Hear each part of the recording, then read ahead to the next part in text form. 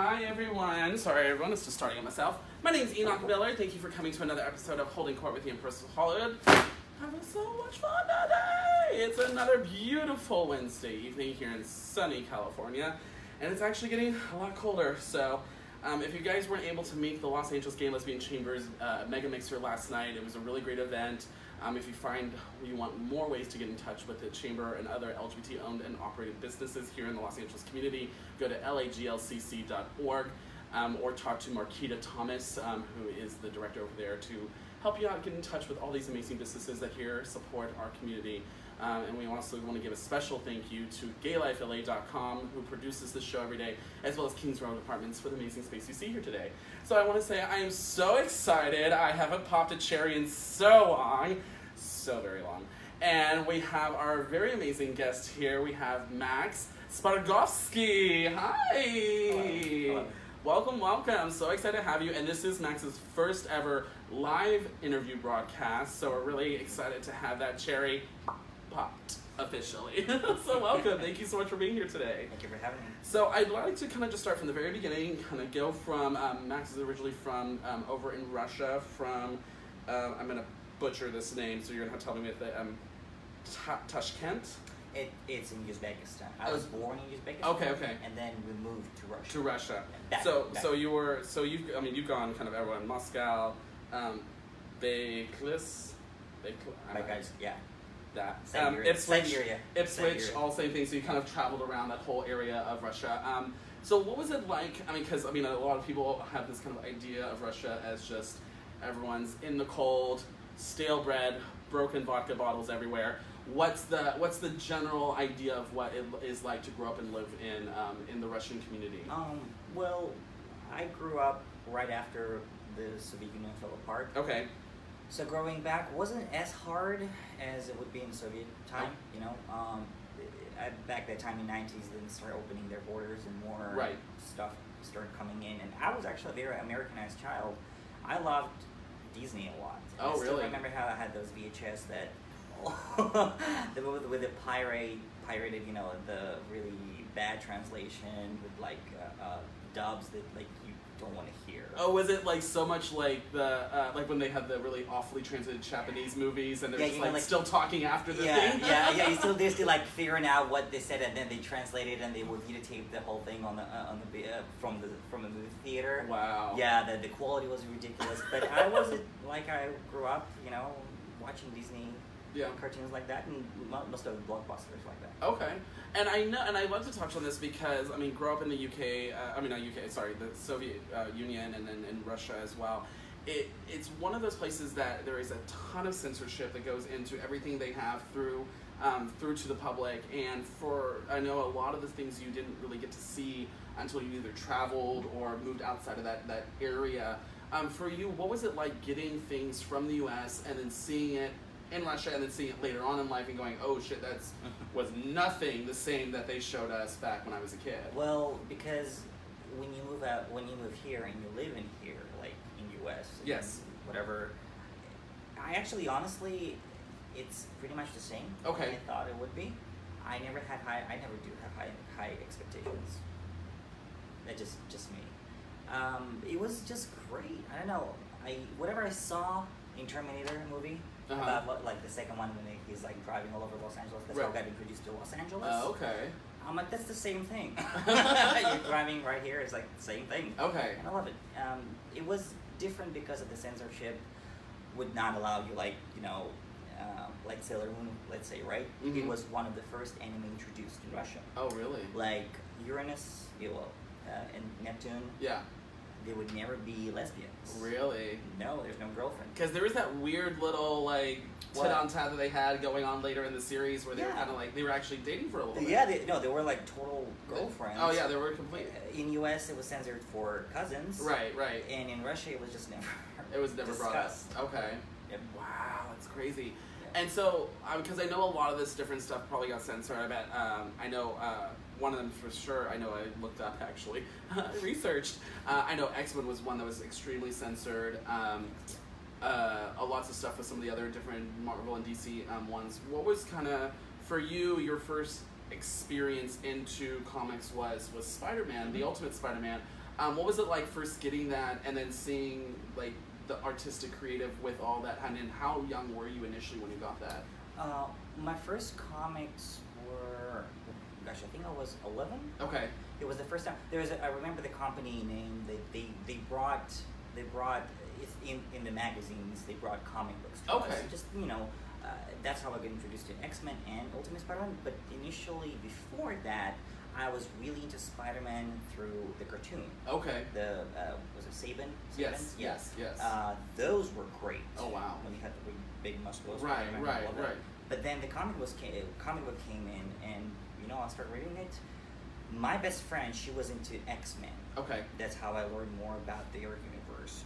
And I was into Spider-Man, so I was following that. Right. And there was also Tomb Raider, which I'm a huge fan of. Oh yeah. Tomb Raider is amazing. She had comics published there as well. Oh but really? I could never get to hold of them because they were just never sold. I don't Okay. know. They were published, but never sold. Okay, that's weird. Yeah.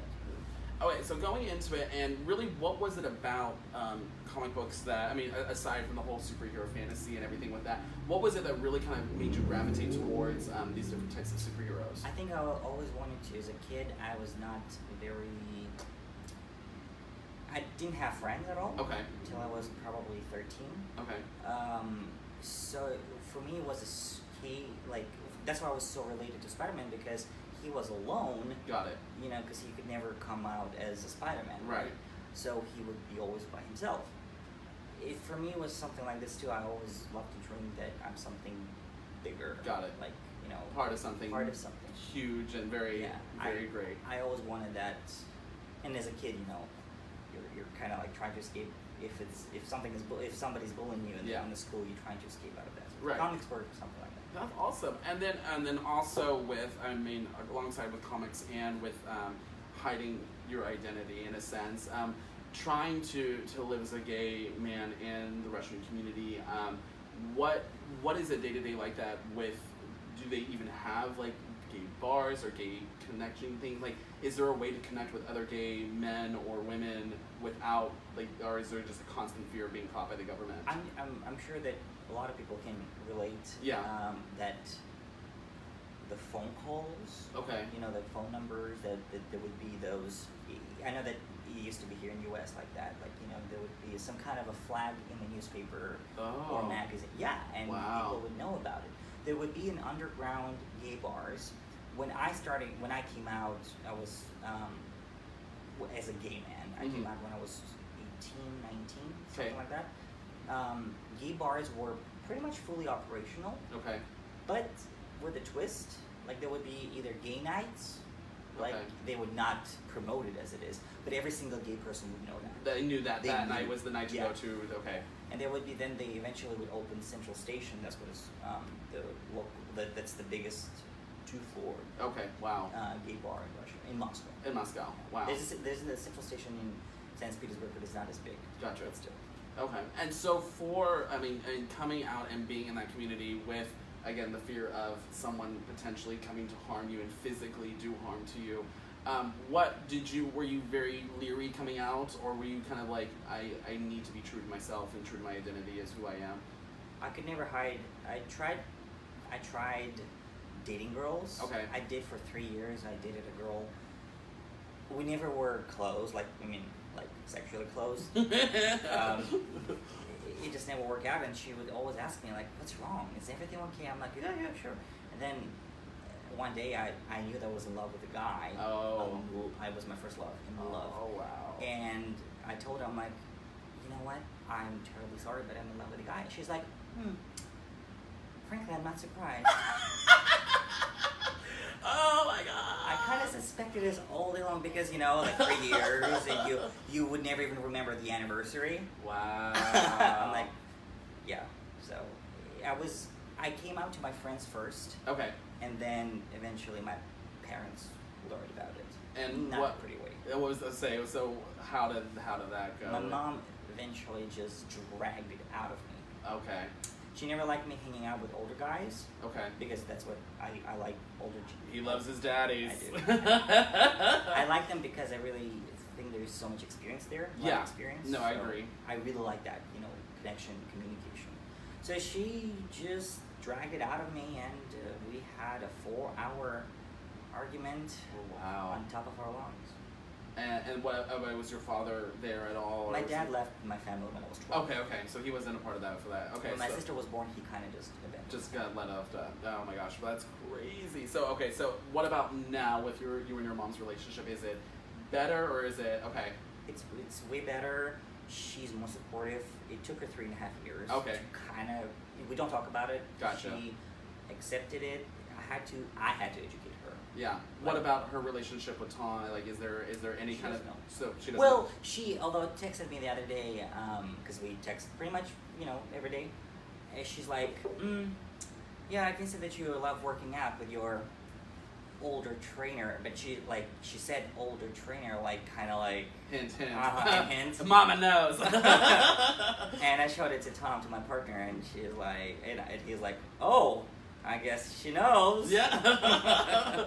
You go with your trainer a lot. Yeah. Everywhere. And if she ever discovered your Tumblr, I mean, there is a lot of really cute photos of the two of them in bed. You can go check that out. That's adorable. And you guys are very close as well, which is great. So, so you kind of again discovered this identity. You're moving forward. You go to college. And then you kind of get through all of that because you go to, again, I am not even remotely trying to pronounce. It's the University of Modern Arts in Moscow. The other one, that's the where you graduated was, I can't even read it. It's in Russian, so I just can't read it. But it was in Zelenograd? Yeah. That's my high school. That's the high school, yeah. So I put that as right next to the university. It's the University of Arts, Modern Arts in Moscow. And so you go there as an actor, and you kind of start out initially trying to pursue an acting career. Was there anything specifically that drew you into that field or really made you want to become an actor? It's actually started from comic books, which is fine. Oh, okay. I was introduced to comic books and then manga.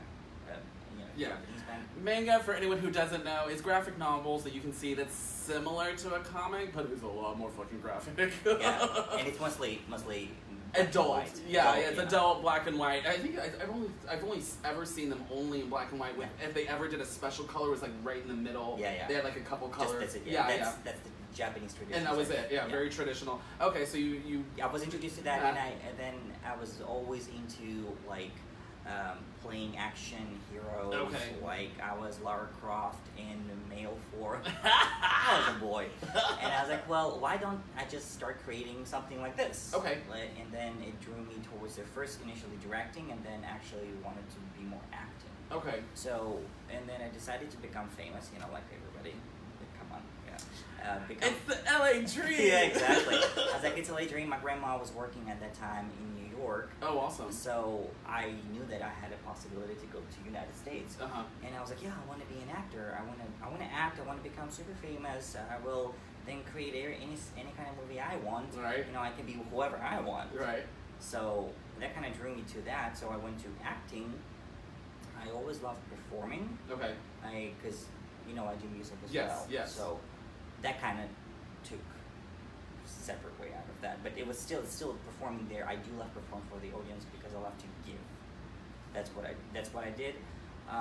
So acting just was one of the ways to do it. Okay. Yeah. You hear that, ladies and gentlemen? He's a giver.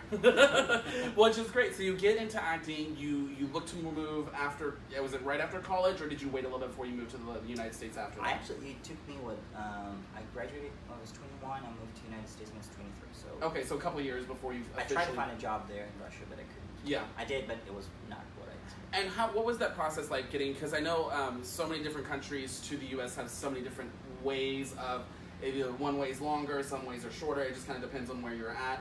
For you, what was the process like getting from Russia to the U.S. and actually getting a visa to be and work and visit here? Well, I visited here on tourist visa. Okay. At first I was living in Utah, in Salt Lake City. Okay. My really good friend wrote a letter, an invitation letter. Awesome. And I went to the embassy and they gave me a visa. Okay. Tourist visa. Back then it was for 3 years. 3 years. Oh, yeah, wow. Back then. Now it's only I think a year. Oh wow. Still that's still a long time. 3 years. Holy crap. You can't just stay in the country for 3 years. You have to go back and come back. Yeah. Okay. So I did. First time I was in Utah and I really enjoyed it. I went to San Francisco. I loved California. I imagine, yeah. And I wanted to move here. So then I went back to Russia. I, basically just sold whatever I had there, and went to New York. I'm not a big fan of New York because it's very similar to Moscow. Oh. Well, in terms of it's a mega city. Sorry, that was the most amazing thing ever. New York is the same as Moscow, ladies and gentlemen. No, I'm kidding. But I can see that. It's a megalopolis. City. It's all these people like kind of shoved all on top of each other. It's very, it's just very, yeah. You have to be okay with that. I was looking for more like, even San Francisco was something different. Yeah. It was even though it's condensed, but still not as condensed as Moscow. Right. New York, too much. Well, it's just, you're like stacked on top of each other in New York. Probably much the same thing in Moscow as well. So I can totally see that, wanting to have a little bit more of a breathing room in a sense of that. And it's you feel like it's more blue sky here in California. It's like spread and I love it. Yeah. I moved out here, lived in a trailer for 4 days. Then I moved into somebody's living room and I was paying rent for that. It took me quite a while to start. Yeah, it's not an easy start out here for anyone, and for the people that think it is not. You will work for it, and LA will make you work for it. And I think that a lot of people they can't stay here. It's really hard. You have to really go through that shitty period. Yeah, and exactly. It's not like, a week no, or a couple months. It could be years. It could be years. When I went back to Russia after that and came back here, they wouldn't let me in. Oh, wow. Because at the airport at LAX. Wow. They wouldn't let me in because they thought that I was a spy and it was the whole Syria problem. Oh, and I was shit. Just, oh, right, because that was at roughly around the same 2013. time. Yeah, oh my god, you're right. Holy crap. So how long did it take? Was it like a few hours, a couple days? Like, how long did they detain you before they actually let you into the country? Well, they detained me there in the airport for 12 hours. They wow. questioned me for 2 hours. I was frightened for my life. Well, yeah. I mean, I had no idea. Yeah, and they are they play bad cop and good cop. They do that. Yeah. But at that time, I just was so frightened for myself that they just, at the end of the interview, they'll send you back. Yeah. Yeah, they were about to do that, and I was like, no, I'm afraid to go back to my country. Yeah. Like, why? I'm like, because I'm gay. Yeah. They're like, okay. So they transferred my case into the different, department, and they told me that I'll be detained for whatever. Yeah. They never mentioned how long, and I was like, okay, sure. They took me to downtown first, and then from there they sorted me out to San Ana jail. Oh, okay. So it was 5 weeks in San Ana jail. Wow. Wearing orange. I learned that orange really looks good on me. Orange is the new black, ladies and gentlemen. It is pretty much. And what was that? I mean, were you you're basically treated like a criminal, basically? I asked for asylum. They put me in asylum. So there's a portion of the prison dedicated. Okay. So at least you're not. The worst thing about the whole thing that I do know about it, but they are sort people in there. Like lesbians wear pink. Straight people wear tan color. Gay wear orange. I didn't know about it. They fucking color code yes. you? I did not know that at all. That's crazy. I was like, that's kind of. You're basically painting a literal target. Yeah, it's like, so we know who is who, and I'm like, okay. But okay, and especially at a prison, that can be dangerous for anyone. We were right next to the straight people, who were criminals. Okay. And all those boys in my gay area, they were like, oh my god. Everyone says prison is a gay man's best dream. But you can't. Sometimes. There's no sex there. I have to shatter your dreams. There's no sex in there because it's prohibited. Oh, it's prohibited. I can imagine, though. Quite frankly, I mean, they're probably pretty strict with they're very strict, and if you were caught, which I saw people being caught, 30 days in solitary.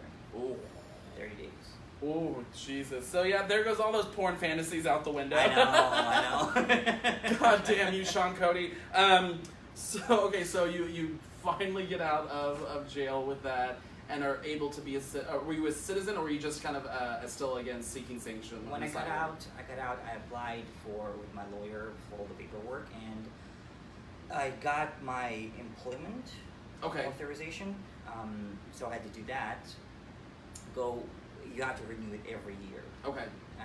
So that started my process for the green card. Gotcha. So I got my green card in a couple of years, and now I'm just, working my way towards citizenship. Wow, So, that's amazing. And how long do you think that process would take? Because I know it's different for everyone depending on the situation, but I think it's 2020. 2020. Okay, so you're in another just couple years, which is amazing. Yeah. And then you basically you do your test, you say Yeah, your speech, and then they swear you in as a citizen. And then you do, say. Yeah, and a little hi. Love it. So awesome. So you're finally here in the U.S. You start acting and trying to get a couple things. You do a few like small videos. You can look it up on his IMDb or on his video reel, which is on YouTube. Analyze This, Beast, Roomies, Business Casual. And those you kind of play a mix of characters. It's not necessarily one set type that you play. You kind of have a plethora of a few of them. What was it like getting into some of those, I guess they would be considered more indie films? Yeah. What was it like initially starting to work on those and getting involved? Were you like excited, or were you kind of just like, oh my god, finally? I was excited when I got out of the jail. I knew that exactly what I had to do. Right. I started working my acting reel. I started taking classes and all that stuff. Okay. Meanwhile, I tried to make my band work because it just like when I got out of the jail, I started to get like all together. Right. You know, like my life. Acting didn't really work much for me because I got from really short films, and I was in a couple of theater productions, and then it went to the short movies.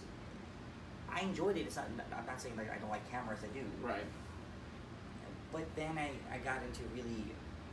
I started taking really expensive classes. Oh. They were like, you should come to this party and come to this party and come to this party. Oh yeah, So the went to all these networking parties, scene. Yeah, and all these parties, I'm just like, oh wow, okay. I was not a fan of those parties. It's honestly, and it's such a weird thing because, I mean, for a lot of people who do this, I mean, it is such a kiss-ass thing you have to do in order to just meet these people, and you have to go to all these events, and it's a thing. And so, and again, it's not always a fun thing either. Yeah. And they really treat you like shit. Yeah, they do. They're like, oh, who are you, dear? Yeah. They're like, what did you do? And I'm like, okay. Who are you? Who are you with? Who represents you? It's exactly. like, I never had an agent. I stopped looking for an agent. okay. I got really disappointed in the acting scene in general. Okay. Because we tried to get our short movie in the festivals, and they were not taking it. Not because of like it was bad edited. Oh, it's just not a good season for that. Or it's like, I'm like, but it's supposed to be an independent. Right. It shouldn't matter what season Yeah. it's good for or not. You should be able to enter if you meet the general qualifications. And you're asking for students to submit, and it's not working. Yeah, I was like, That's so bizarre. No. People are so fucking crazy. All right, so the acting thing doesn't quite work out the way you're wanting it to. You've already done some artistic work. You had a manga back in college that you worked on a little bit. What really drew you to bring out starting to draw and to artistically create something like this? What kind of really inspired you to get towards that? Well, I was really a big fan of Sailor Moon, so when I watched anime, the whole thing, whole 5 seasons, yeah. I was introduced to manga, which was, that's what it's based on. Right. And I fell in love with manga immediately, better than the series. I kind of was really into her style, Naoki Tokiichi style, so I started just to, what if I can create a next generation of Sailor Warriors, Okay. So the children of the original ones. Gotcha. That got me into creating it, but I was so, I was in acting school, I was really impatient, Right. I couldn't just draw all these pages, and I just stopped doing it. And then I eventually got back to drawing actually in jail. Oh, really?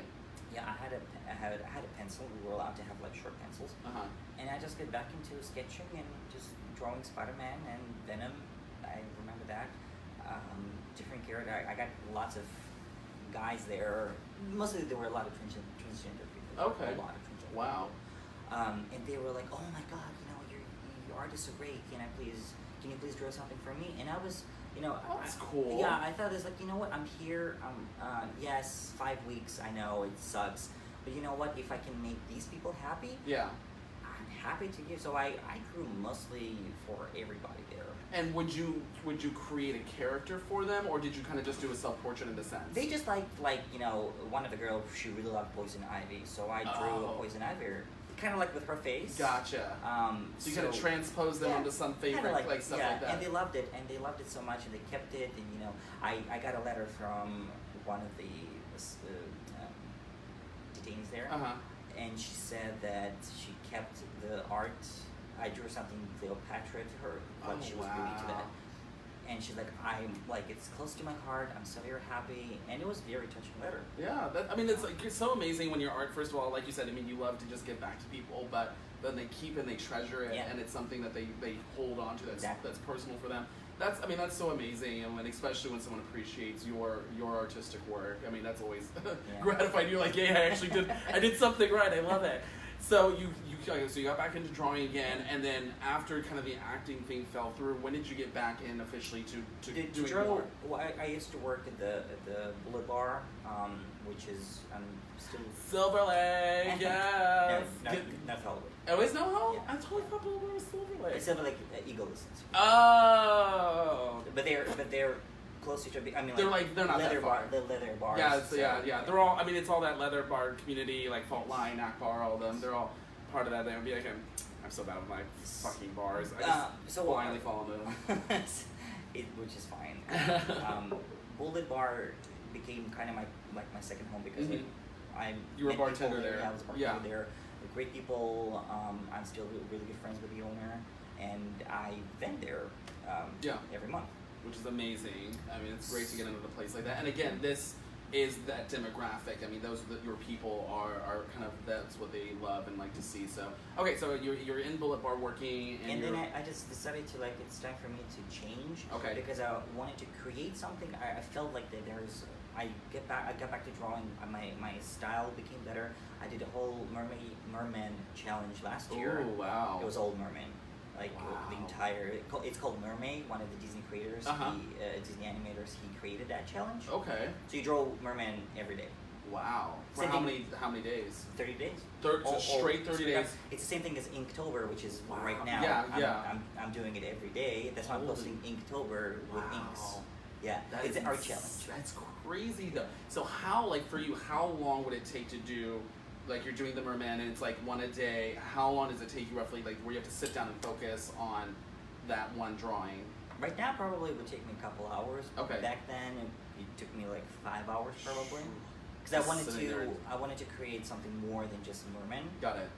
My partner, he gave me the idea of just do mermen of different nationalities. Oh, that's cool. Yeah, so it's like merman of the nation kind of thing. Oh, that's really neat. Okay, cool. Okay, so you started this challenge and you're getting into, and then your first kind of venture into Woof Galaxy is with the t-shirts, and we have a couple here to show you. This is my favorite one because it's so freaking adorable, and you can see space hugs.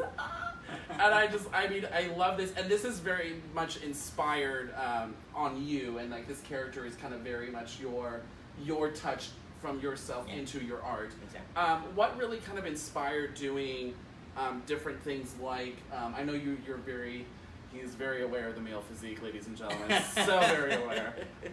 Because your first gay comic that you were ever exposed to was one called Porky, which is, let's just say graphic. It's sexually explicit. I'm going to say that with every lisp I can because that thing is gay AF, and I love it. So what really kind of, because I know you love that kind of body style, the big muscles, the kind of big body, the really kind of bold and punch you in your face kind of color and scheme.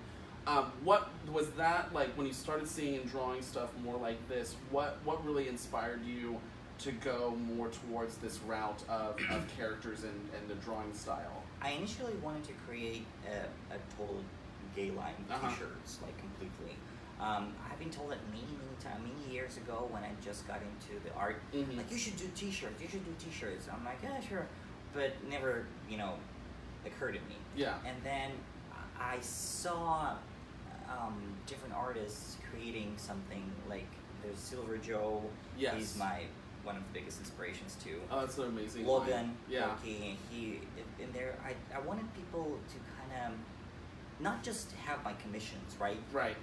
But I wanted them to kind of, I draw this and then they can wear it and be it's a cool shirt. Yeah. That's what I want people to be like, hey, I got this amazing shirt. Yeah. Look at this. Yeah. And the guy is like, have you read his comic book? Yes. Because it's all about this and about that. Yeah. That inspired me a lot alone. Mm-hmm. Because I wanted that. This style, I have a very big range of things. I really go to old 90s, early 2000 comic book styles. Okay. Then Logan, Porky, Gotcha. he's really like the outline and the shading Okay. style. I'm Very much like that. guess. Yeah. And I can totally see it in the way it's done and comparing to the two. And honestly, I've seen a lot of, like, there are so many great comics that have that style. Mhm. And a lot of the Marvel and DC ones are very much like that. I know Batman's very similar to that style. Spider-Man especially is very similar to that. Even especially the older ones are very much those. very especially the ones with like Venom, Yes. with Doc Ock, like things like that. Those are very much that beefy, bulky, huge kind of like burly character. And after Parker gets bitten by that spider, I mean, he goes from this to like boom, like that overnight. So I can very much see that style represented with your flair, obviously mixed completely all through that. And you're coming up with the idea. So why Woof Galaxy? I mean, I get the obviously the Wolf Daddy connotation, but when you were thinking of kind of coming up with a theme and a name for the brand, basically, that is, I mean, Max, your stamp on everything. Why Woof Galaxy and everything with that? You know, it's a really good question because I don't know. I mean, I woke up one day and it had a different name before, and then I just wanted it to be Woof Galaxy. Okay. When I came with the concept of the comic book, Right. I was like, you know what? I think that works perfect because my comic book is about equality. Mm-hmm. It's LGBTQ comic book. Yeah. So Woof is, a lot of people ask me, what's Woof? What's Woof? Like straight people, you know, what's Woof? I'm like, actually, you know what? Woof, a lot of people think it's a gay term. I'm like, no, it's not. Oh, really? It's a very old term that, if you remember Young Frankenstein, or oh my god. or like yes. way before that, you know, he has a long schwanz to Yeah. So it's ladies would do like, you know, the appreciation of the physique. That was actually, I do remember some of the older ones where some of the like young girls, like the teenage girls would go, oh, like they do a woof kind of like. Exactly. It was just like he was a hunk. He was like Yeah, a stud. It's stud. That's why, you know, like my comic book is there, you know, obviously 5 guys who are very well built, and that's why it's Woof Galaxy. It's more of like the whole idea of this particular comic book. Yeah. Because that's what the team is about. Now the universe, the entire concept is something way different. Okay. I actually have my publishing company is called Maxwell. Okay. So that's like Woof Galaxy is just one for now. Portion, right? One portion of it. Okay. Yeah, but it's a whole universe. So it's going to become this Max Val universe kind of thing, which I love it. Yeah. And that's how honestly a lot of people relate to it. It's the DC universe, it's the Marvel universe. They kind of it's all encapsulated in that. So it makes very much sense to kind of go that route, and I love that whole. It becomes this entire thing of everyone together, and honestly, it really makes it to where you can start cross promoting and doing dual and mashes and all that fun stuff, where they kind of like come together, and a whole series becomes of these two different comics that you have. And I really appreciate that you do. It's a PG-13 LGBT comic. It's not just a gay comic like strip. It's not. And I love the subtle touches too. A little naughty here and then because it is fun. Obviously, it is, we love it. I mean, please, who doesn't? But I really love the subtleties that you place in there, and the fact that it's more adult than it is explicit or X-rated or anything like that. It's just adult comic entertainment for the LGBTQAI plus community. And I know you've mentioned. We'll touch on this just briefly, but I know even though it's all male in this one, you have anticipations for the next one to potentially have a lesbian or some other different characters that aren't just part of the gay community itself. So, and you're like, you touched on it a little bit, but really let everyone know kind of what your purpose was for creating it as an LGBT comic and not just something like this is just gay or what that, because I know you were talking about equality. What was your rationale for the way you wanted to have this portrayed? Well, when the idea of the comic book came to me, and I thought initially it was just, it will be for fun. It will be just for fun, you know, like fun stuff, you know, 5 guys traveling the universe. And which is so cool. Yeah. They're like galaxy superhero rangers, patrolling the galaxy. But then I got really involved in the whole equality concept. It's just it's not just, you know, when you, what I'm trying to say is that in the comic book world in general, you know, like people kind of really they think if it's a gay comic book, it means to totally it's adult. It's X-rated. It's like completely. explicit, right? And I was Yeah. like, that's so not true. Right. There's so much more to that. I'm Right. like, well, why don't people just read an LGBTQ comic book and it has a great story? And Right. I've met so many. And it people just who happens are- to have gay characters, and that's yeah. really it. And it's like Marvel has gay characters in Right. it, but people don't seem to care about it. No. But there's so much to that like if it's a LGBTQ comic book, there's a story there Right. as well. That's what kind of like pushed me to do the whole equality thing about Yeah. it. And this world, I think that this world really needs this point. We really need to unite. Yes, exactly. And I really like because the way you've done these different characters, they're from different almost like nations across Yes, the they are. universe, Yes. and it's this whole aspect of showing equality in that regard of these are different people from different nations from different worlds. Yes. And this whole fun aspect of kind of relating that to people being from different communities. I mean, obviously you being from Russia, someone else being from a different country or state or stuff like that, and bringing all these people together, which I really love that's in there. And I really love the mythology you have woven through everything. Why did you choose some different like Valkyries and stuff talking about Valhalla? Why did you bring some of those elements and really want to have those featured throughout your series?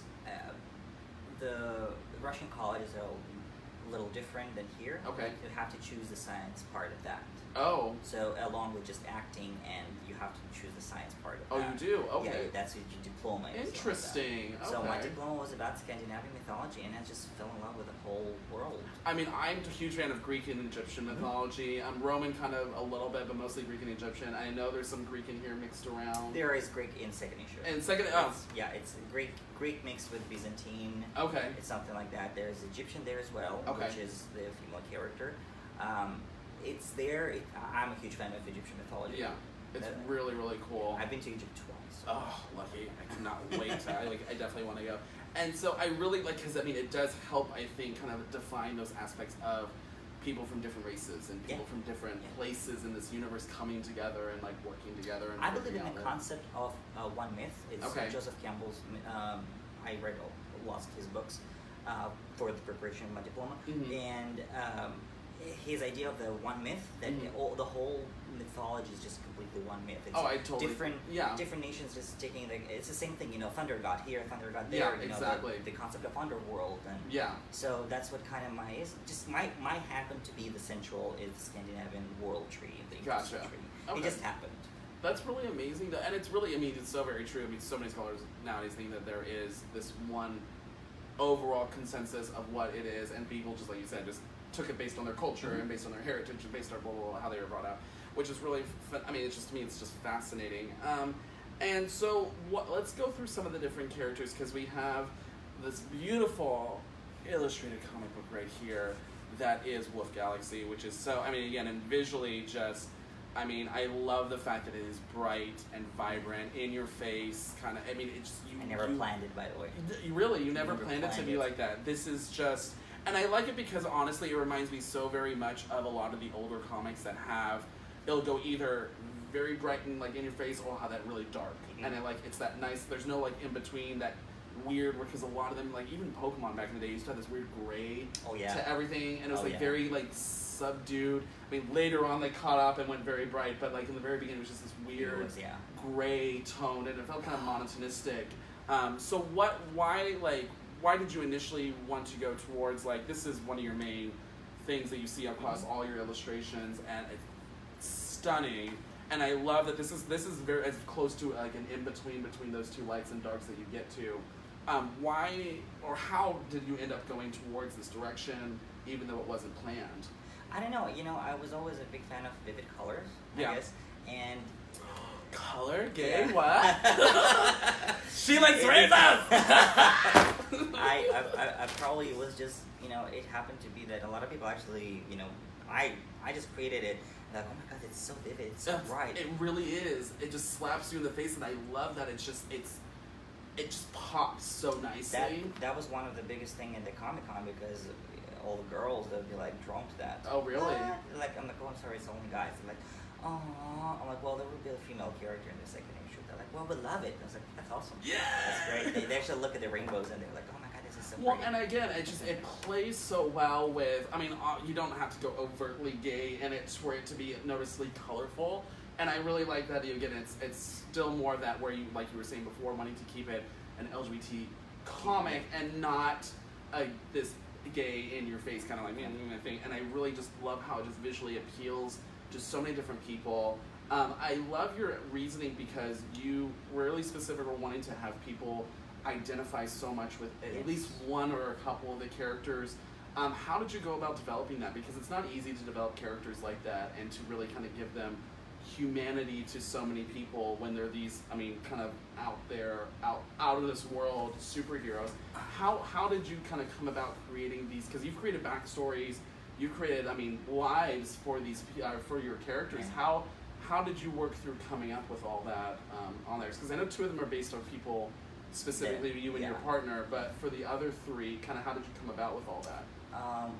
Well, if we talk about like Vic, for example, he is ginger guy. I always want to have a ginger guy in the team, always. He is pretty much based on a couple different friends that I know they're really close friends of mine. Okay. And they have issues with fitting in something, like in the community or stuff like that, but they're trying hard, and that's what the first issue is pretty much about that. It's just a lot of things that a lot of these characters, it's some, I would say, different aspects of myself. Okay. Like I believe in reincarnation, and there's some things that I'm really drawn into this world. Gotcha. I play a lot of computer games and all of the like historical games. Oh, we're gonna get along so well. Like historical games too, and there's lots of things that I want to kind of, resonate in my characters. Okay. There's one character is more dramatic background rather than this character, but the idea, what got into my head, is that they're all so different. Right. Completely different. They're like totally not related, but they're together, and they learn how to fight together because they have to do this. And that's the thing, I mean, so many, and I think honestly the great comics that have ever had longevity and that have ever done that have been very much like that. They've made sure that their characters were distinct, separate to themselves, but found ways to like have to struggle to work together, and that's how they succeeded in becoming a team or doing whatever that. I mean, it's such a classic way of people relating to it, and quite frankly, it's how we operate on a day-to-day basis in our own personal lives. No one works together like that right off the bat. It takes time, it takes effort, it takes getting to know someone else, and I really love this whole aspect of how you build this togetherness and making them work together and like having this whole communication and relationships that you develop through all that, and it's really fun to see.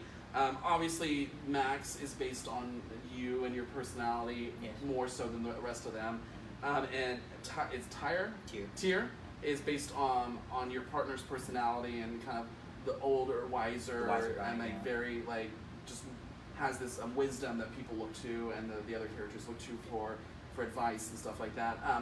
And then you kind of you said, so was there anyone specifically when it came to the actual drawing of everything that you modeled everyone after, or did you kind of just more come up with it out of your own creative vision? It happened that, well, Max apparently is based on me, but I really wanted myself to be in the comic book, and he's the new girl in town because he comes from the different part of the galaxy, right? Like a really far away part, so he doesn't know much about the galaxy in general. And that's kind of like your story coming here to US. Exactly. Oh, I love that. Okay. Yeah. And then Vic was, when I created Vic, the ginger character, he was, he actually turned out, when I created him, visually very much like my really good friend from Colorado, and I had no idea that it just popped in your head. In my head. And I actually texted him like after that, you know what he really looks like? Can you model, him if I create a shirt? He's like, oh yeah, absolutely. But it just happened. Then Coda, he's based on my really, really close friend. Okay. His personality and his goofiness is like that. He doesn't have the features, but he's Native American, so my friend is partially Native American. Gotcha. And I really wanted that in there, just kind of like show there. Then Tyr is based visually on my really good friend from Palm Springs. Okay. Which I just want to have a really stocky, bold daddy with a nose ring. And he popped in my head and I was like, can I draw you? He's like, yeah, absolutely, sure. And then Barais is probably the only one who was not based on anybody else. So it's just completely out of your head creatively. Okay. Initially he was based off somebody, a friend of mine who, like, kind of like, just draw him. Yeah. But then I decided to give him more of a backstory, and his design changed. Gotcha. And I like that you mentioned that, because a lot of these characters and your purpose behind how you're going to have them evolve, you have them changing along with their evolution, because so many times comic books, they look exactly the fucking same for 50 million years, and it's like, obviously unless they're like an immortal whatever being, duh. Everyone's like, shut up, nerds. No, but it's so true. It's so many times, very rarely do they actually like mentally prepare to change their characters, change hairstyles, change clothing ideas, change facial hair, like things like that. Like, so much, it gets so stagnant. Did you go into that purposefully saying, I'm going to make sure I evolve these characters and make sure they change as okay? Because I really love the whole idea. I could never understand, like, okay, so Peter Parker, he starts from this one, right? So he has this hairdo, and then he keeps having the same hairdo through the entire it's that same little comb over almost thing. It's like, it's never changed. Yeah, when they did the Scarlet Spider series, when his clone, I'm like, he looks so much hotter. Yeah. He has a tattoo. He looks so badass. Like, it was so cool. Yeah, exactly. And I understand why, because, kids more, they can relate, oh, this is Peter Parker. I understand that, the idea of, but, if I would evolve my characters, like, if you would read the first issue, and then you, like, let's say you were introduced to my comic book, like, in issue 13, where is the ending of the first arc. Right. You see that the Max character or Tyr are very different than what they were in the very first one, because they evolve. Right, and they grew up. They quite grew up. frankly. I mean, they something got happened, old. And that's why a lot of people, I think that that's the key to people's heart, is that when they can relate to the character in the comic book. I've been told by people that, oh my god, that whole scene in the shower, not in the shower, I'm sorry. Wait, we'll wait for that scene later. In the changing room, when they're like, oh yes, when they're alone together. It's so close to me. I know that this has happened to me exactly like that, and that's the best compliment and the best reward I could ever ask for. Yeah. When somebody can relate to that, my best friend, he texted me. He said, "I finally read your comic book. Is he based on me?" Because I have the same issues. You're like, maybe. I know you, bitch. But no, it's so great, because the fact that you want people to be able to connect, relate, and have similar stories, even though obviously we don't have superpowers and we're not living in a galaxy far, far away. We can kind of make connections to our personal lives, and people grow up and change physically and mentally in their lives. I mean, we do not say the exact same person from start to finish. And so I love the fact that you cognitively went into this going, I want to evolve these characters like a real person, and give people the ability to connect with them as they progress through their story. Yeah. And I mean, really, that so many places lack in that, just giving people that relation, because they're just like, oh yeah, what are they gonna go through now? Ugh, it's just the same old shit. It's not something I can relate to anymore. It kind of plateaus, and then you lose readers and you lose fans, and it kind of drops off, and you're just kind of like, ugh. Like, it doesn't really make it something you're relatable into Exactly, anymore. And that's why, I never rushed my second issue, because my first issue was a little bit rushed, but it was something happened really amazing, and I had to just put something out there. Yeah. But I stuck, I was really close to my story. I never just, stepped there, so I have to cut here, I have to cut this. No, I'm really, faithful to my story and what's happening. And that's why second issue is taking a little bit longer, because of longer, and I'm trying to make it better. Oh, anticipation's the best kind of way to game. I mean, when it's something good like this, I mean, you eagerly wait for it to be, because you want it to be good, and you want it to actually make sense to complete the rest part of the series. So taking your time is actually 100% appropriate. And I'd like to talk about your creative process, because it's a very fun story. I love this because I talk to myself constantly, all the time. You can ask my husband, he laughs at me for doing it. He always was like, what did you want from me? And I'm like, oh no, that was just me, myself, and I having a conversation. So you have a very rigorous way of how you kind of create and put the storyline together with everything that. Please explain to everyone, so they have an idea of kind of what you go through in order to go from almost start to finish on a story, and how you kind of put that all together, which ties in a little with his acting. I act it out. Like I come up with a story in my head, and I'll be like cutting meat for sandwich or something, and I'll be like, Tyr, do you really think about this? No, Max. And it's so stupid. It's not. That's your process. I know that probably. Yeah, I know, but probably because Tom has seen it. My partner, he's seen it.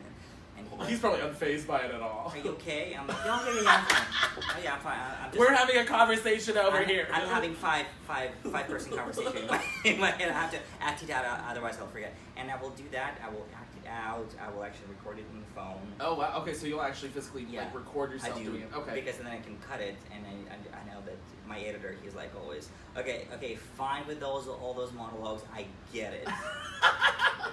Cut it, because it's not gonna fit in a page. So when you take your monologue and actually try to transpose it into the bubbles and putting it all on there, how much do you actually cut from that to make it, like, is it a substantial cut, like 80%? Oh, okay, so a lot of it you really have to cut down. Unless there's really a story, or there's something like the for example, there's a description of the monster, right? I will probably cut it in different bubbles, and I'll just combine them together. Got it. Okay. Around the image, right. Which is kind of like how a lot of them do, and a lot of them sometimes I'll see kind of start at the top, work the way into the middle between two scenes, and then kind of come away down. I do that a lot. Okay. Jumping from one to another. Yeah, it helps a lot, but the acting really helps a lot here because I know visually like how it's gonna be on the page. Okay. Sometimes I don't. Sometimes it comes to me when I react it again. Got it. And because of my acting and my film background, I can see the shot. Got it. So you're visually shooting what you see on the page in your head, on like out loud almost to yourself. It's pretty much like, I know, like for example, in the second issue, there's a really emotional ending. Oh.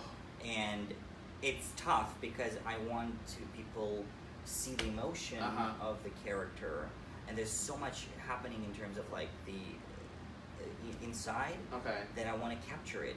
Wow. But that's why it's hard, because I don't want to. It's an emotion. How do you capture an emotion on paper? And then you have to do the specific, the angle of the camera. Wow. The angle of the camera. Yeah. No, I get it though. How to capture that? Right, because how would you look at it if you were looking from the outside looking in? That's not easy to do at all. And I really think, honestly, that's what you're having to look at from the audience perspective. Of like, if you were to watch two people in real life having this conversation, how would they visually see that conversation?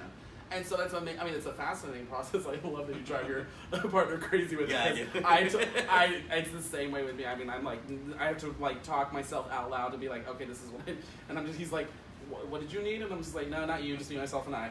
But so it's really, and it's always fun to have like see what artists' creative processes are and kind of see how you kind of bring this to life.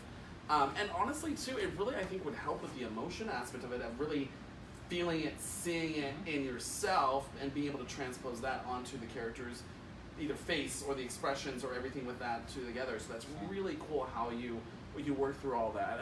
And everyone has fun, goofy ways of doing anything, and it's totally great. Whatever works. If that's you, if it helps you to exactly, and it's badass comic from it, so hells to the so if whatever works, keep doing it.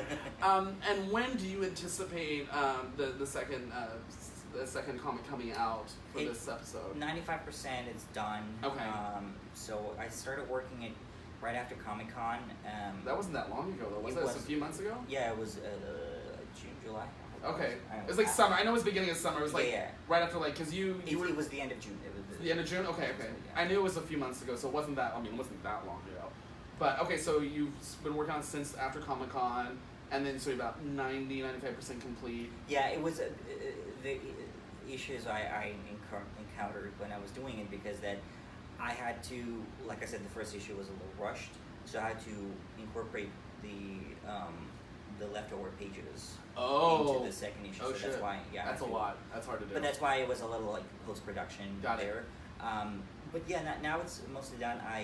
Everything is on the page. Okay. On pages, I just have to finish inking it and coloring it, which doesn't take me that. I do enjoy inking process. So when do you think you might have a complete product for people to start purchasing? I would say like a couple weeks. Okay, so here before the end of the month. Oh yeah. Okay, great. So end of October, keep on looking for Woof Galaxy Part 2. Yeah, So excited! a lot of people. I keep people engaged by posting certain panels every day on Instagram. Oh, fantastic! That's great. So you can go check out Instagram. It's at Woof Galaxy Official. At Woof Galaxy Official. Yeah, and then it's if you want to go see everything else and actually purchase his comic, you can go to woofgalaxy.com to get all that there, or just it's probably on Instagram and everything as well. Yeah. And all the links are on there. But yeah, woofgalaxy.com to get all this, and it's and you have a digital copy and then you have a print copy. Print copy. So digital and print, you can get either or. Get the print because amazing.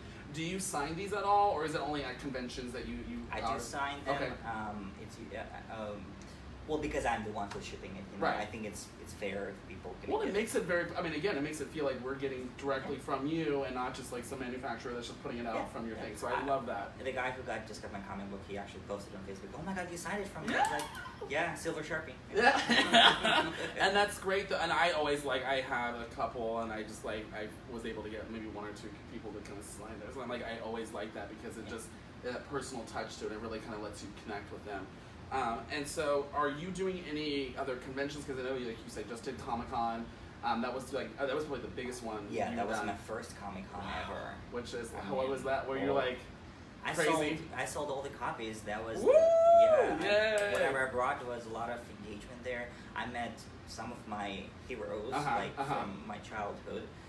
A lot of inspirational people. Yeah. And what are they doing and how I want my production Maxwell to grow, to have my own booth, right? To have your own Max Universe, basically, Maxwell Universe. It's amazing. I was. Yeah, what was the response from fans and from other conventioners coming up to your booth? A lot of straight people were really interested in my comic. Really, that's awesome. They were like, "What is it about?" And I just just flip through. Yeah. And they were like, "Oh, there's not a lot of. There's not actually any gay stuff in here. I mean, gay sex." I'm like, no, exactly. It's not. It's a comic. Yeah, you can buy it for your teenager kid, and he can read it. Yeah. So a lot of parents will purchase it. That's amazing. Like, we'll want to try. We'll want to see. We love the artwork.